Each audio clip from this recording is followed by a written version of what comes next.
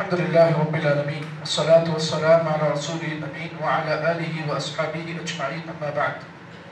أعوذ بالله من الشيطان الرجيم. بسم الله الرحمن الرحيم. قال الله تبارك وتعالى إن الله يأمر بالعدل والإحسان وإيتاء ذي القربى وينهى عن الفحشاء والمنكر والبغي يعظكم لعلكم تذكرون. وقال تبارك وتعالى وأقسطوا إن الله يحب المقسطين.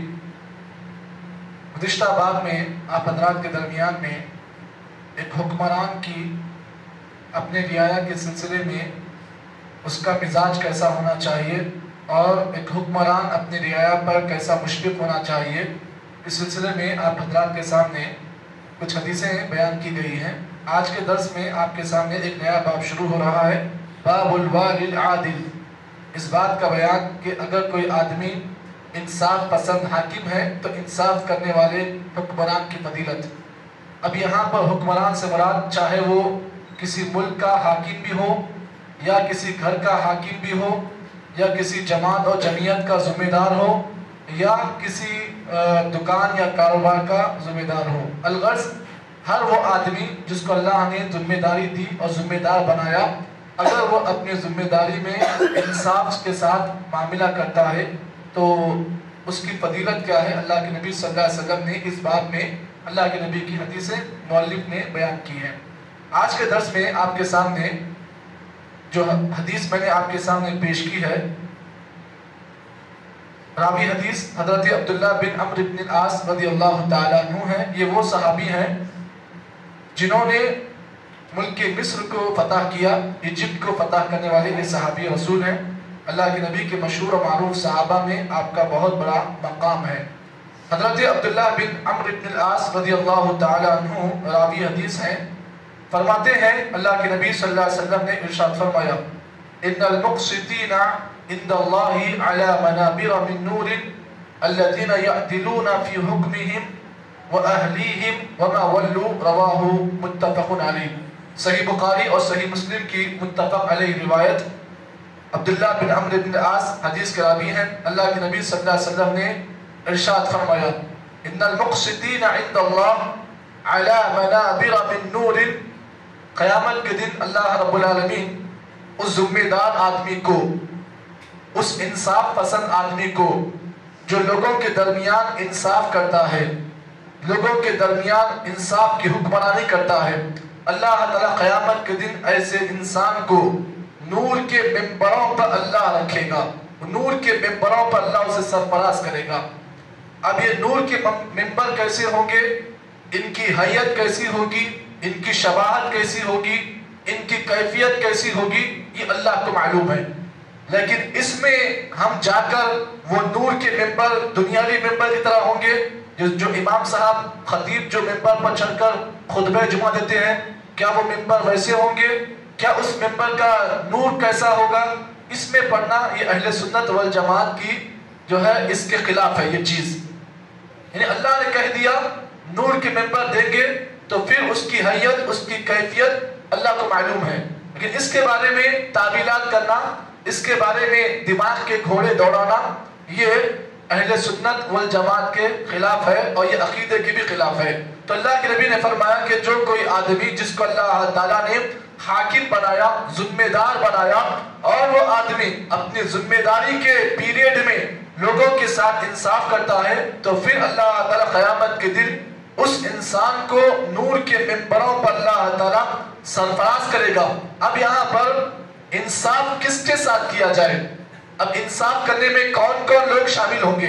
نبی نے فرمایا الذین یعدلون فی حکمہم، جو لوگوں کو آرڈر دینے میں انصاف سے کام لیتا ہے. اب یہاں پر ہمارے پاس ایک بڑا مشہور و معروف ایک جملہ ہے کہ جس آدمی کے پاس جتنا گاندھی ہوتا ہے، جتنا پیسہ ہوتا ہے، اس آدمی کی اتنی عزت ہوتی ہے، اور جس آدمی کے پاس جتنا پیسہ نہیں ہوتا ہے اسے اتنا گھسایا جاتا ہے. تو یہ کہا جاتا ہے کہ بڑے آدمی کو جس کے پاس پیسہ ہوتا ہے اسے زیادہ جو ہے کام نہیں دیا جائے. کیوں؟ اس لیے کہ بڑا آدمی ہے، پیسے والا آدمی ہے. لیکن اللہ کے نبی کی اس حدیث میں یہ بات بیان کی گئی الذین یعدلون فی حکمہم، وہ ذمہ دار جو ذمہ داری کے اپنے ذمہ داری کے مسئلے میں لوگوں کے ساتھ انصاف کا معاملہ کرتا ہے، ہر ایک کو ایک ہی نگاہ سے دیکھتا ہے، یہ نہیں دیکھتا کہ یہ طرف مالدار ہے یہ طرف غریب ہے تو غریب کو جو ہے زیادہ لوٹ دیا جائے اور مالدار کو کم لوٹ دیا جائے، یہ اس کے پاس نہیں ہوتا ہے، بلکہ اس کے پاس ہر دو آنکھیں برابر ہوتی ہیں، چاہے وہ غریب کی آنکھ ہو یا مالدار کی آنکھ ہو، وہ دونوں کے ساتھ ایک ہی آنکھ والا معاملہ کرتا ہے۔ اس کے بعد پھر اللہ کے نبی نے فرمایا وَأَهْلِيهِمْ، وہ اپنے گھر والوں کے معاملے میں انصاف سے کام لے۔ اب یہاں پہ ایک بہت بڑا مسئلہ ہے ساس اور بہو کا۔ عام طور پر شادی کے بعد یہ مسئلہ پیش آتا ہے کہ شادی ہونے کے بعد اگر شوہر زیادہ بیوی کی طرفداری کرتا ہے تو ماں بولتی ہے کہ شادی کرنے کے بعد میرا بچہ تبدیل ہو گیا، بدل گیا، بیوی کا غلام ہو گیا، زن مرید ہو گیا۔ اب یہ الفاظ عام طور پر ہمارے جو ہے ماں وغیرہ کچھ عورتیں جو ہے اپنے بچوں کو یہ القاب سے نوازتے ہیں کہ بیوی کا مرید ہو گیا، بیوی کے پلوں کا یہ ہو گیا وہ ہو گیا، ایسے الفاظ نوازتے ہیں۔ یہ آپ اس بات کو جان لیں، شادی کے بعد ایک مرد کے لیے سب سے بڑا مرحلہ جو ہوتا ہے وہ دونوں میں انصاف کرنا ہوتا ہے۔ ایک طرف تو اس کی ماں ہے جو اس کی مجازی خدا ہے، ایک طرف اس کی بیوی ہے جو اس کی ہم سفر ہے، اس کی ہم مزاج ہے اور اس کی جو ہے زندگی کا سکون کا ذریعہ ہے۔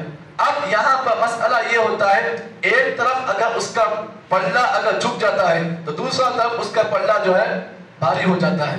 اب یہاں پر ایک شادی ہونے کے بعد ایک مرد کی ذمہ داری بہت بڑی ہوتی ہے، وہ اپنے دونوں پلڑوں کو مساوی رکھے، وہ اپنے دونوں پلڑوں کو مساوی رکھے، لیکن زیادہ تر اپنی ماں کو ایک مقام دے۔ کیوں؟ اس لیے کہ ماں اسے نہیں ملے گی، بیویاں ایک کے بعد دو یا تین ایسے مل سکتی ہے، لیکن ماں اس کا مقام ایک ہی ہوتا ہے۔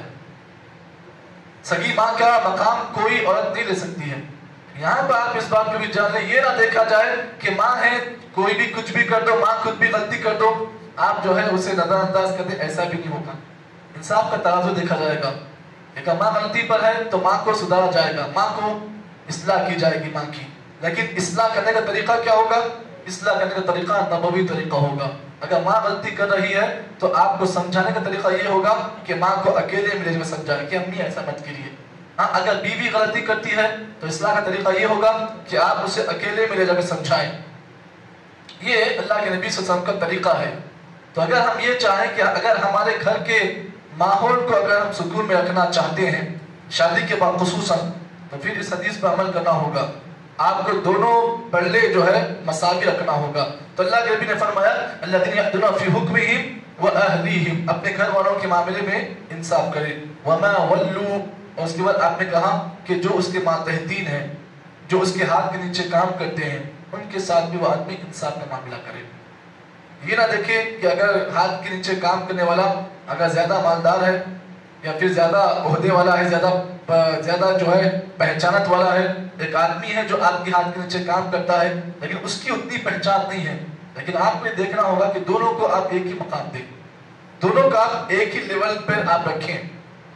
لیکن یہاں پر ایک مسئلہ یہ بھی ہے، صلاحیت دیکھی جائے گی، صلاحیت دیکھی جائے گی۔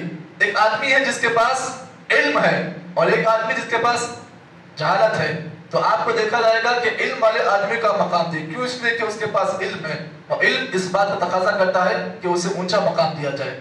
تو یہ حدیث اس سلسلے میں بہت بڑی حدیث ہے، سمجھنے والوں کے لیے یہ ایک حدیث کافی ہے، چاہے وہ آپ اپنے گھر کے معاملے میں ہو یا پھر جماعت اور جمعیت کے معاملے میں ہو یا پھر آپ کسی دکان یا کاروبار کے معاملے میں ہو۔ الغرض یہ حدیث اگر ہم اس پر عمل کر لیں، اس کے بنیادی تقاضوں کو سمجھ لیں، یقین مانیے گھروں کے سکون بھی ہم باقی رکھ سکتے ہیں اور آپسی سکون کو بھی ہم باقی رکھ سکتے ہیں۔ اللہ سے دعا کریں کہ اللہ تعالیٰ مجھے اور آپ کو جتنی باتیں اس حدیث کی روشنی سے پتہ چلی ہیں صحیح معنی میں عمل کی توفیق عطا فرمائے۔ سبحان اللہ بحمدہ، سبحانک اللہم وبحمدک، اشہد ان لا الہ الا انت، استغفرک و اتوب الیک۔